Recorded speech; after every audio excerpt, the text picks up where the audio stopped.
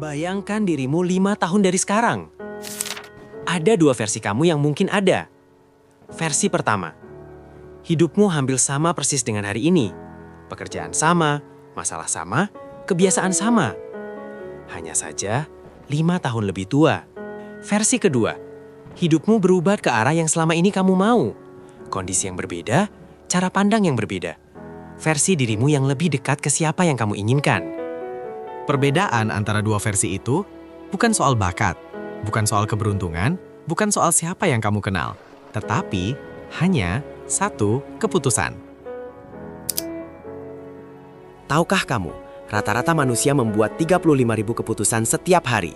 Mulai dari bangun tidur, mau sarapan apa, jalan mana yang diambil, sampai keputusan yang tidak pernah kita sadari kita buat. Dari 35.000 itu, hanya segelintir yang benar-benar mengubah arah hidup. Dan ironisnya, keputusan yang paling menentukan itu justru yang paling sering kita hindari. Bukan karena mereka tidak mau berubah, hampir semua orang mau berubah, hampir semua orang punya keinginan untuk jadi versi terbaik dirinya. Tapi ada satu pola yang terus berulang. Setiap kali ada peluang untuk membuat keputusan yang mengubah hidup, mereka memilih untuk menunggu. Menunggu waktu yang lebih tepat, menunggu kondisi yang lebih ideal, menunggu sampai mereka merasa siap. Dan tanpa disadari, menunggu itu sendiri adalah sebuah keputusan. Setiap hari yang berlalu tanpa keputusan yang berarti adalah satu suara untuk tetap di tempat yang sama. Jadi keputusan apa yang dimaksud? Dan kenapa hanya satu yang paling menentukan? Mari kita bahas.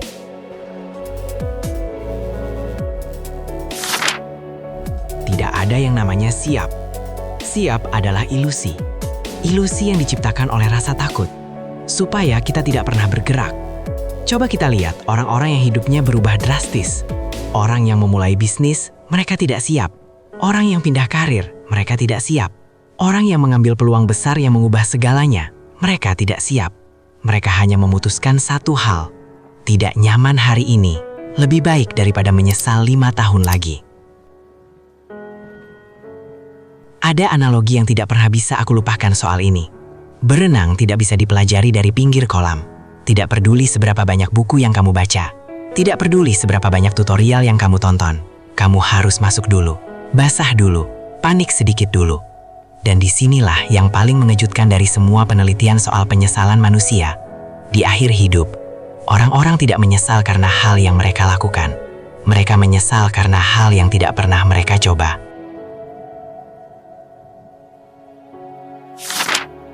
Keputusan kecil yang konsisten mengalahkan segalanya.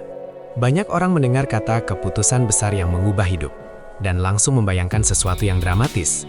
Keluar kerja hari ini, pindah kota besok, mulai dari nol sekarang juga. Tapi satu keputusan yang paling mengubah hidup, justru keputusan yang kelihatannya paling tidak dramatis. Ada konsep yang disebut compound effect. 1% lebih baik setiap hari, dalam setahun, kamu tidak 365% lebih baik. Kamu 37 kali lebih baik. Tapi kebalikannya juga berlaku. 1% lebih buruk setiap hari, dalam setahun, kamu tinggal 3% dari dirimu yang sekarang. Contoh paling sederhana yang bisa aku berikan. Seseorang memutuskan untuk membaca 20 menit sehari. Bukan 1 jam, bukan 2 jam. 20 menit. Dalam 5 tahun, mereka sudah membaca lebih dari 60 buku. 60 buku tentang topik yang mereka butuhkan. 60 buku yang membentuk cara pandang yang tidak bisa dibeli di tempat lain. Bukan karena mereka luar biasa. Bukan karena mereka punya waktu lebih. Hanya karena mereka konsisten. James Clear menulis sesuatu di Atomic Habits yang selalu aku ingat. Kamu tidak naik ke level berikutnya. Kamu jatuh ke level kebiasaanmu. Artinya, ketika tekanan datang, ketika situasi sulit, ketika motivasi habis, kamu tidak akan naik karena niat baikmu. Kamu akan jatuh ke kebiasaan yang sudah kamu bangun. Jadi keputusan yang paling menentukan bukan keputusan sekali seumur hidup, tapi keputusan yang kamu buat ulang setiap hari.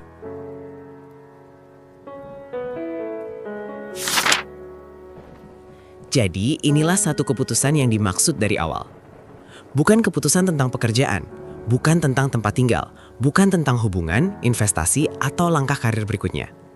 Tapi keputusan tentang versi dirimu yang mana yang ingin kamu jadi 5 tahun ke depan. Dan mulai bertindak seperti orang itu, hari ini, sebelum kamu benar-benar menjadi dia. Mulai hari ini, aku akan bertindak seperti versi terbaik diriku yang ingin aku capai, bukan menunggu sampai aku menjadi dia. Para psikolog dan neuroscientist menyebut ini teknik act as if. Bertindak seolah kamu sudah menjadi versi itu, membentuk jalur saraf baru di otak. Memberi otakmu target konkret yang bisa dikejar setiap hari. Ini bukan pura-pura, ini bukan berbohong pada diri sendiri. Ini adalah cara otak bekerja. Kamu harus menjadi seseorang sebelum hidupmu mencerminkan siapa orang itu. Ada pertanyaan yang aku ingin kamu tanyakan ke dirimu sendiri sekarang.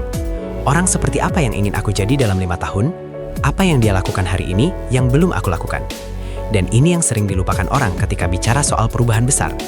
2 derajat perbedaan arah sekarang menghasilkan perbedaan ribuan kilometer dalam 5 tahun. Kamu tidak butuh revolusi, kamu butuh koreksi arah yang kecil tapi dimulai sekarang. Kamu tidak perlu tahu semua langkahnya sekarang, kamu hanya perlu tahu langkah pertamanya.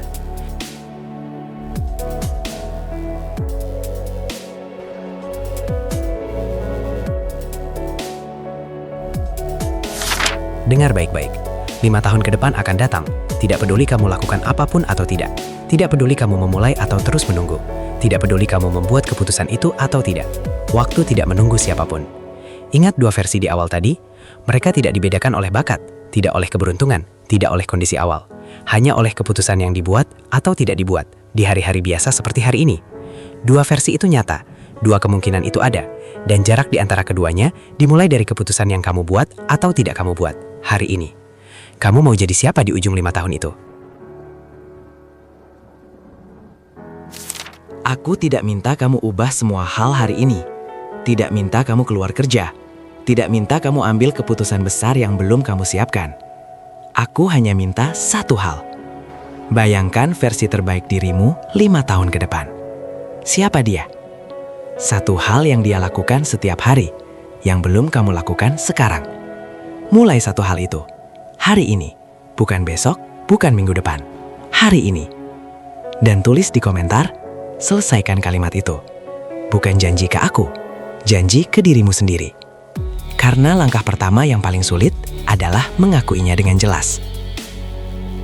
Di video berikutnya, kita bahas kenapa kebiasaan baik yang sudah kamu mulai sering mati di minggu pertama, dan cara konkret untuk membuatnya bertahan. Kalau kamu tidak mau ketinggalan, tombol subscribe ada di bawah. Dan kalau video ini memberi kamu sesuatu hari ini, share ke satu orang yang menurutmu butuh dengar ini. Sampai jumpa di video berikutnya, tetap bergerak maju.